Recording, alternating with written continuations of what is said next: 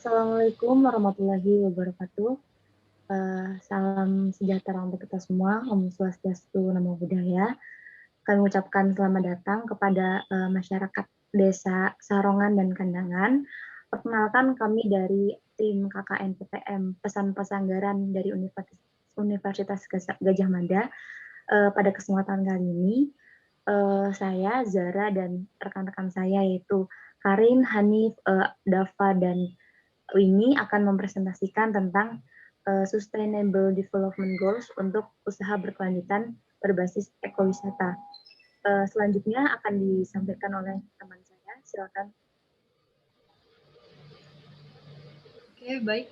Jadi sebelum kita masuk membahas mengenai Sustainable Development Goals dan juga berbagai poin yang terkait di dalamnya itu, mungkin lebih baik kita untuk mengenal tentang apa itu ekowisata terlebih dahulu, yang mana yang lebih dekat dengan kita. Nah, jadi sederhananya, ekowisata itu merupakan bagian dari pariwisata berkelanjutan. Nah, ekowisata adalah suatu bentuk wisata yang bertanggung jawab terhadap kelestarian area yang masih alami dan juga memberikan manfaat secara ekonomi terhadap penduduk setempat dan juga mempertahankan keutuhan budaya bagi masyarakat setempat. Nah, atas dasar pengertian ini, bentuk ekowisata pada dasarnya merupakan bentuk gerakan konservasi yang dilakukan oleh penduduk yang bertanggung jawab untuk mengelola suatu area wisata. Nah, kemudian juga karena ekowisata merupakan suatu bentuk wisata yang sangat erat dengan prinsip konservasi, maka strategi pengembangan ekowisata juga tentunya menggunakan strategi konservasi. Nah, di sini perlu diketahui kalau konservasi itu pada dasarnya merupakan upaya pemeliharaan dan juga perlindungan atas suatu hal yang dilakukan secara teratur untuk mencegah kerusakan atau kemusnahan seperti itu. Nah, kemudian kalau kita secara spesifik berbicara mengenai ekowisata, maka umumnya kita merujuk pada konservasi sumber daya alam seperti itu. Karena mengingat inti utama dari ekowisata itu adalah tentang kelestarian alam. Nah, maka dari itu dalam usaha untuk mengembangkan suatu usaha berbasis ekowisata itu sangat penting untuk memastikan bahwa kelestarian sumber daya alam yang tercakup di dalamnya itu senantiasa dipelihara dan dilindungi agar keberlangsungan dari ekowisata yang berjalan itu tidak terganggu seperti itu. Nah, kalau mungkin salah satu contoh yang paling dekat dan juga paling nyata dengan masyarakat Pesanggaran mungkin adalah ekowisata Muru Betiri ya seperti itu. Nah, jika kelestarian alam yang menjadi daya tarik terbesar dari Meru Betiri tersendiri itu tidak dipelihara dengan baik, misalnya pantai-pantainya dibiarkan kotor dan juga kebersihannya tidak terjaga. Nah, tentunya hal ini akan sangat mengganggu keberlanjutan dari sistem ekowisata di Meru Betiri itu sendiri. Seperti itu, kemudian boleh lanjut.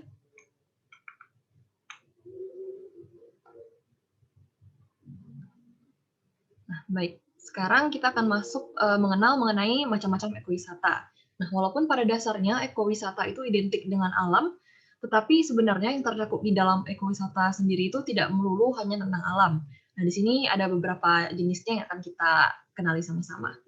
Nah, yang pertama ada wisata alam. Yang ini mungkin udah cukup jelas. Kalau yang ini itu merupakan jenis ekowisata yang memanfaatkan sumber daya alam sebagai objek utamanya, di mana objek alam ini menyuguhkan panorama keindahan alam yang umumnya sangat dicari-cari oleh wisatawan. Kemudian yang kedua itu ada namanya wisata maritim atau bahari. Wisata maritim adalah kegiatan wisata yang berkaitan dengan air. Nah, ini mungkin bisa dibilang sebagai salah satu jenis yang lebih spesifik dari wisata alam ya. Nah, di sini pantai-pantai sebagai objek wisata, misalnya di Pesanggaran, mungkin seperti Pantai Sukamade itu termasuk ke dalam jenis yang ini.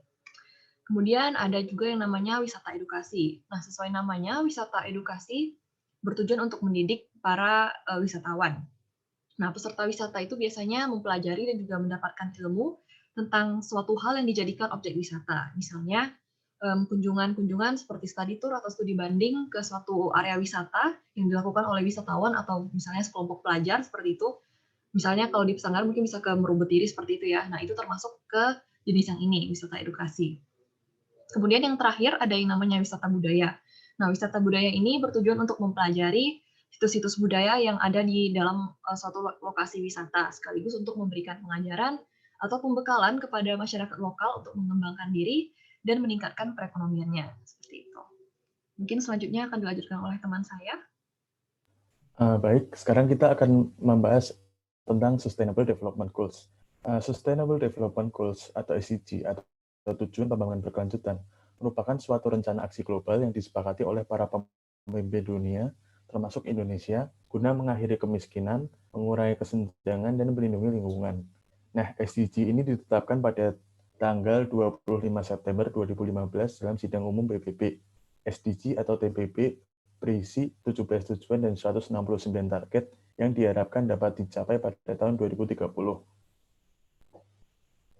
Nah, lanjut. Nah, kita akan membahas mengenai sejarah Sustainable Development Goals. Nah, SDG ini dirintis pada tahun 1983, tepatnya pada sidang umum PBB ke-38 tahun 1983, yang menugaskan Sekretaris Jenderal PBB untuk membentuk komisi yang merumuskan agenda global untuk perubahan. Komisi ini pada akhirnya membuat sebuah laporan dan tercetuslah rumusan pembangunan berkelanjutan, yaitu suatu proses perubahan dengan eksploitasi SDA, arah investasi, orientasi pembangunan teknologi, dan perubahan institusi dibangun agar serasih konsisten dengan kebutuhan masa depan dan masa kini.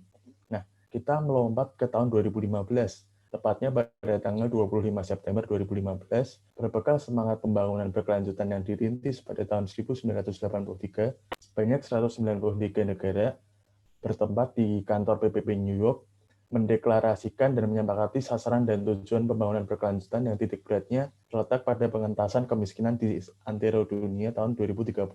Nah, SDGs atau Sustainable Development Goals ini bertumbuh pada 3 pilar. Yang pertama pilar sosial, yang kedua pilar ekonomi, dan yang ketiga pilar lingkungan. Ketiga pilar itu ditopang oleh landasan institusi tata kelola dan bertumbuh pada 17 Sustainable Development Goals yang diurai dalam 169 target sasaran dan 241 indikator yang saling menopang satu sama lain. Next. Nah, ada 17 tujuan pembangunan berkelanjutan yang dirintis oleh PBB, yaitu yang pertama menghapus kemiskinan, kedua mengakhiri kelaparan, ketiga kesehatan yang baik dan kesejahteraan, 4 pendidikan bermutu, 5 kesetaraan gender, 6 akses air bersih dan sanitasi, 7 energi bersih dan terjangkau, 8 pekerjaan layak dan pertumbuhan ekonomi, 9 infrastruktur, industri dan inovasi, 10 mengurangi ketimpangan, 11 kota dan komunitas berkelanjutan, 12 konsumsi dan produksi yang bertanggung jawab, 13 penanganan perubahan iklim, 14 menjaga ekosistem laut, 15 menjaga ekosistem darat, 16 perdamaian, keadilan dan kelembagaan yang kuat, dan yang terakhir yang ke-17 kemitraan untuk mencapai tujuan. Selanjutnya akan dilanjutkan oleh teman saya.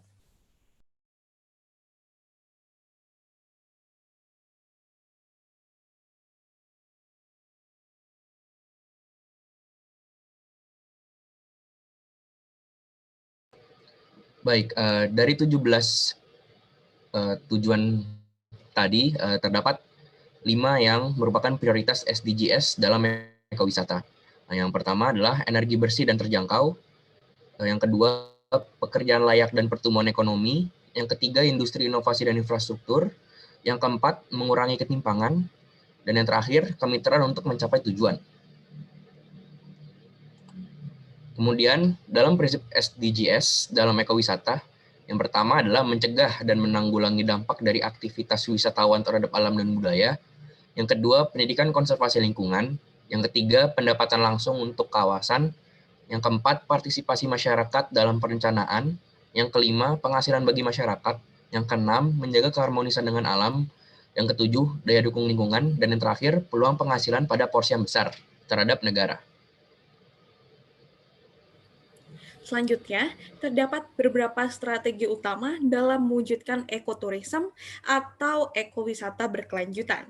Yang pertama, yaitu melakukan identifikasi potensi, yaitu dapat dilakukan melalui rembuk bersama seluruh komponen wisata dari segala kalangan. Dalam hal ini, potensi bisa menjadi komunitas yang bermacam-macam dan berasal dari segala aspek. Bisa berupa keindahan alam, hasil bumi, kekayaan flora dan fauna, sosiokultural masyarakat, tradisi, atau hal-hal yang bersifat khas dan unik yang tidak dimiliki di negara lain. Yang perlu dipastikan adalah potensi unggulan yang akan perlu dijadikan sebagai komunitas utama. Yang kedua, yaitu melakukan identifikasi permasalahan. Dalam hal ini, permasalahan yang bisa menjadi penghambat bagi pengembangan potensi ekowisata, mulai dari yang bersifat fisik, non-fisik, sosial, maupun internal dan eksternal.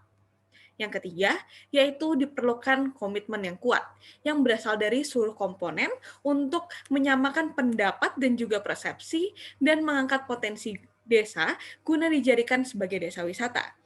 Komitmen ini yang menjadi dukungan terkuat bagi terwujudnya keberlangsungan wisata. Yang keempat, melakukan identifikasi dampak, baik positif maupun dampak negatif. Masing-masing lokasi tentu saja memiliki karakteristik sendiri yang tentunya akan menghasilkan dampak yang berbeda-beda satu sama lainnya, terutama pada perubahan sosiokultural. Next.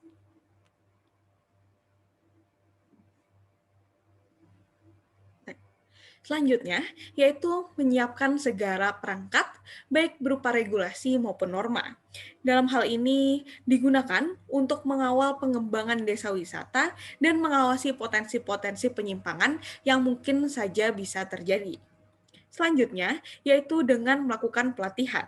Di sini pelatihan ditujukan bagi seluruh komponen desa, termasuk pemerintah desa, tentang manajemen pariwisata, bagaimana mengelola tempat wisata, manajemen tamu dan pengunjung, beserta inovasi-inovasi yang akan dikembangkan mengingat sebagaimana sektor lainnya, sektor pariwisata mengalami fluktuasi dan bisa mengalami kejenuhan.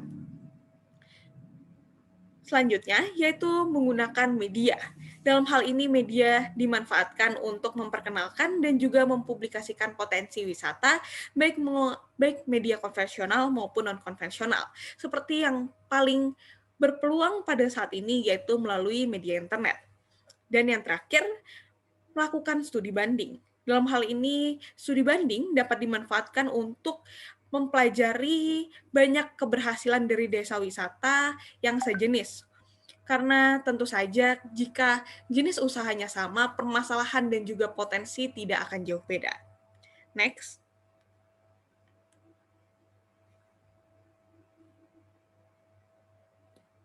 Tindak lanjut penerapan SDGs dalam ekowisata. Terdapat 3 hal. Yang pertama, perlunya penelitian tentang lokasi penting sebagai destinasi wisata. Yang kedua, diperlukannya inisiasi pengelolaan pariwisata secara komprehensif. Dan yang ketiga, perlunya dilakukan perencanaan ulang dalam pengelolaan desa wisata yang ada. Next. Baik, hadirin sekalian, demikian adalah presentasi dari tim KKN kami. Semoga presentasi dari kami bisa memberikan manfaat. Kurang lebihnya kami mohon maaf. Wassalamualaikum warahmatullahi wabarakatuh.